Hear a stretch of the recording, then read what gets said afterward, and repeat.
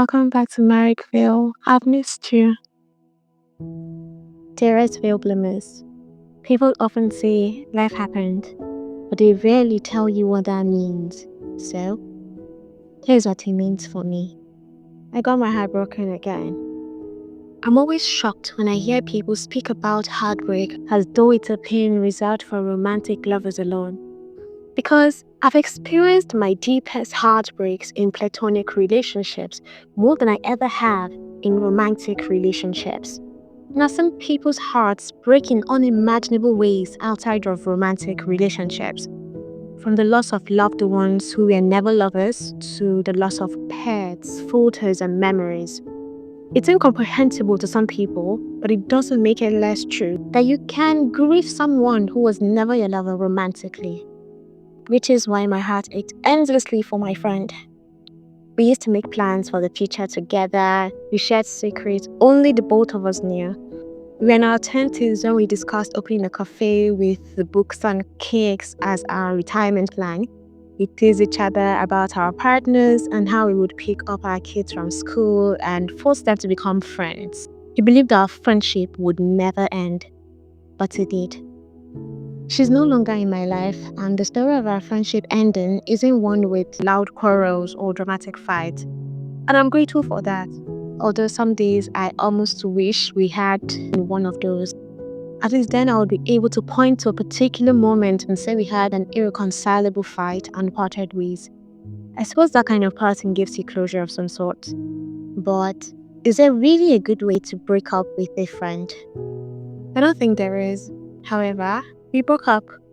And our breakup is the story of two friends drifting apart until one day we looked up and realized the bond we thought was unbreakable was not only breakable, it was also soluble and had dissolved into thin air.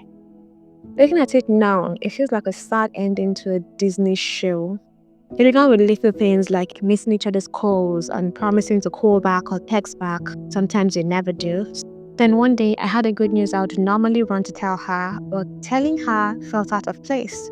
I realized I had no idea what was happening in her life anymore, and I told her to stop talking about the things that were going on in my life. And sharing that news felt too intimate for someone who had become a stranger to me. I told myself it had nothing to do with the last disagreements we had. Matter of fact, I'm glad I spoke about how I felt, even though it felt dismissed. Someone I know thinks our friendship ended because I was waiting for her to reach out, and she too was probably waiting for me to do the same. Without either of us reaching out, our friendship ended.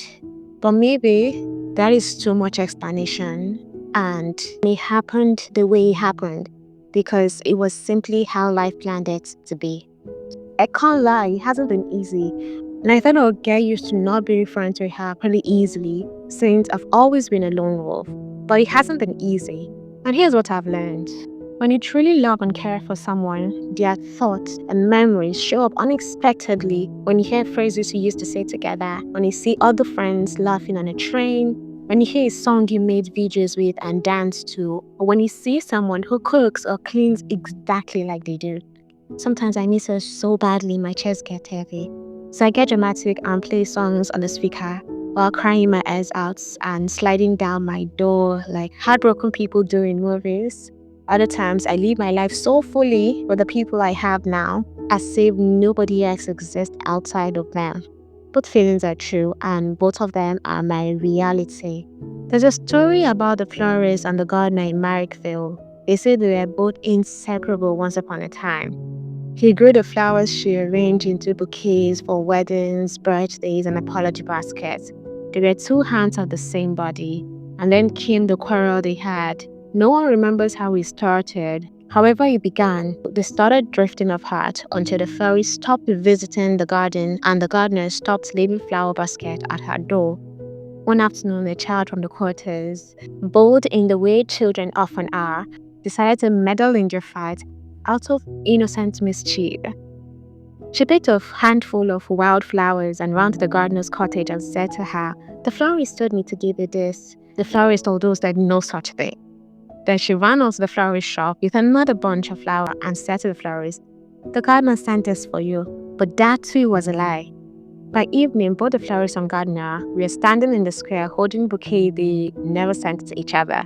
They eventually realized the child's mischief and they laughed at the awkwardness between them, and that was how they got back together. Now, as beautiful as that is, not every friendship in life can be mended this way. Some heartbreaks are so severe that no child's bouquet can stitch them back together. And sometimes the most loving thing you can do is honor what you had and let it be.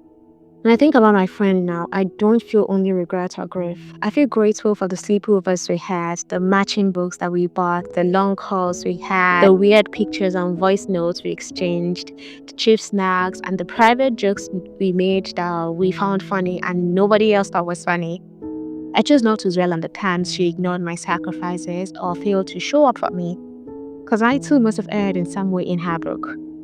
Instead, I'm holding the memories of us running home together in the rain, holding spaces for each other, firing each other up and supporting each other. Matter of fact, there's a picture of us in my phone that I nearly deleted. In it, I was laughing so hard my eyes were almost closed, and she was smiling so wide, her whole face was glowing. So I kept it. I kept it because it reminded me it wasn't all bad. So if you're thinking of someone who isn't with you anymore, whose memory brings you grief for their absence and joy for their existence, know that you feel these things so strongly because you love them so deeply. Now you know you're always welcome at Narringville when you feel overwhelmed. There'll be bread in the oven and daisies in the garden for you. You just have to find your way back. From Marek, Guardian of the Veil. Would you visit again?